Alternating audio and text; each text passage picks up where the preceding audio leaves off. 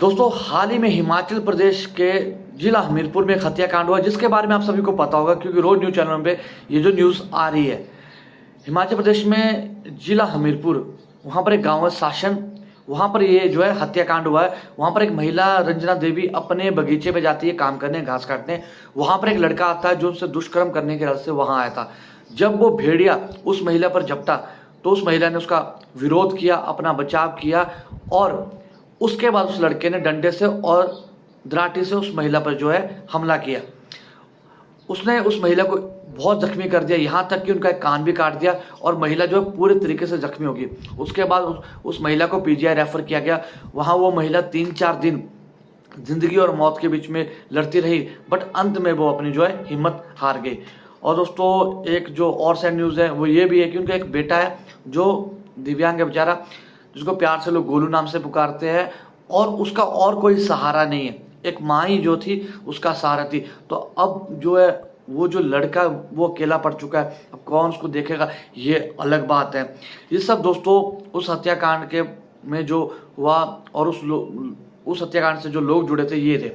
अब दोस्तों उसके बाद लोगों का वहाँ पर जो गुस्सा देखने को मिला, जो स्थानीय लोग थे उन्होंने उस महिला के शव को जो है जलाया नहीं, बल्कि रोडों पे उतर गए कि हमें इंसाफ चाहिए।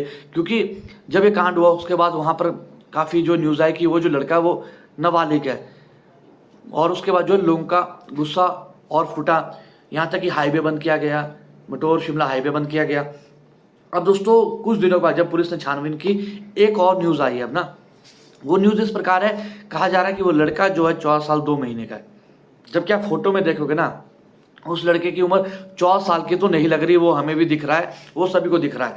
अब पुलिस वालों ने रिपोर्ट जारी की है कि हमने छानबीन की है, स्कूल कागजों में उसकी उम्र 14 साल 2 महीना दिखाई जा रही है, आधार कार्ड में 2 महीना 14 साल दिखाई जा रही है, और वो 9th क्लास का बच्चा है। ये सब आ रहा है जो पुलिस ने अब छानबीन की है कि वो लड़का नाबालिग है, ये वो लोग कह रहे हैं। अब दोस्तों मेरा सवाल ना सबसे ये, नाबालिग है बालिग है वो अलग मैटर है, वो एक दूसरा मुद्दा है। वो बच्चा नाबालिग है कि बालिग है, वो 14 का है 24 का, ये तो चलो धीरे धीरे पता चलेगा। बट जो भी इंसान ऐसा घिनौना काम करता है या ऐसा कांड करता है, इतना बड़ा मतलब जिसको हम लोग सोच के भी डर रहे हैं, तो वैसे केस में क्या ये जो नाबालिग और बालिग का हमारे कानून में एक लूप होल है, ये होना चाहिए। हमारे कानून में बहुत से लूप होल है जिसका लोग बहुत ही स्मार्ट तरीके से जो है यूज़ करते हैं। अब वो बालिग है नाबालिग है, मैं इस पर जा ही नहीं रहा। मेरा तो मानना सिंपल है, जो ऐसा दुष्कर्म करते हैं, जो ये गुनाह करते हैं, उनके लिए नाबालिग बालिग कोई रूल होना ही नहीं चाहिए। क्योंकि जो अगर मान लो 14 का भी है, एक बात आप मान लो, अगर वो 14 साल की उम्र में इतना बड़ा जो है कांड कर सकता है, इतना संगीन गुनाह कर सकता है, और उसको समझ है कि मुझे दुष्कर्म करना है, फिर उसके बाद मारना भी है, बचना भी है, तो उसके लिए बालिग नाबालिग वाली कोई बात ही नहीं है। इस केस में जो आप ये एंगल है ना कि नाबालिग बालिग, वो तो छोड़ ही दिया जाए। मैं वहाँ के जो थाना है सदर, उनसे भी ये दरख्वास्त करता हूँ कि वो चाहे वो नाबालिग रहे, बट इस केस में हमें इस पर्सन को जो है सज़ा ना वो वही मिलनी चाहिए जो एक बालिग को मिलती है। नाबालिग बालिग वाला आप यहाँ पर मुद्दा ही नहीं होना चाहिए, चाहे लड़का 14 का हो, चाहे लड़का 24 का हो, चाहे 34 का हो। जो ऐसा संगीन गुनाह करता है उसके लिए रूल ही नहीं होना चाहिए बालिग नाबालिग का। ये कोई गलती नहीं है कि आपने किसी को थप्पड़ मारा, आपने किसी को धक्का दिया और आप बाद में नाबालिग बालिग बोल के बच जाओगे। ये गुनाह और गुनाह की माफ़ी नहीं होती, गलती की माफ़ी होती, गुनाह की माफ़ी नहीं होती।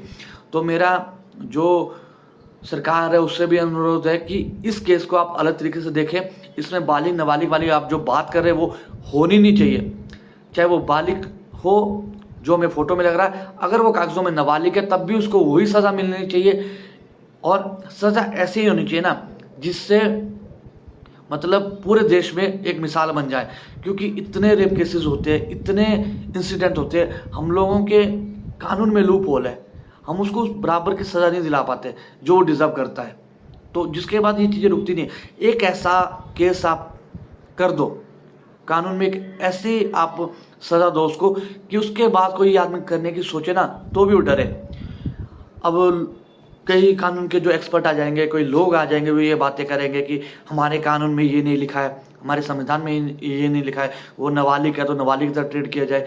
बहुत से लोग आएंगे इसमें, मैक्सिमम लोग मुझसे एग्री करेंगे, बट कुछ आ जाते हैं ना एक्सपर्ट, वो ये सब बातें करेंगे। तो मैं बोलूँ कोई बात नहीं, ये जो कानून बने वो हमारी सुरक्षा के लिए बने। अगर इन कानून के लूप होल की वजह से हम ही सुरक्षित नहीं है तो कानून बदले जा सकते हैं। कानून को बदलना कोई मतलब बड़ी बात नहीं है।